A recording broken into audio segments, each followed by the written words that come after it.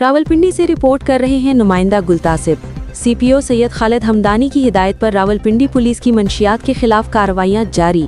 8 मंशियात suppliers गिरफ्तार, 11.5 kilo से जायद मंशियात बरामद। बन्नी पुलिस ने 2 मंशियात सप्लायर्स को हिरासत में लेकर 2 किलो 875 ग्राम चर्स बरामद की।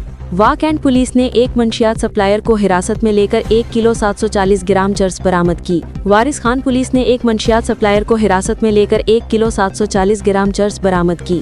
रवात पुलिस ने 1 मंशियात सप्लायर को हिरासत में लेकर 1 किलो 610 ग्राम चर्स बरामद की।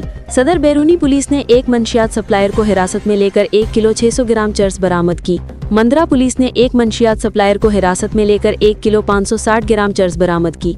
सदर वाह पुलिस ने 1 मंशियात सप्लायर को हिरासत में लेकर 560 ग्राम आइस बरामद की। मंशियात के नासूर के खात्मे के लिए तमाम इकदामात उठाए जा रहे हैं।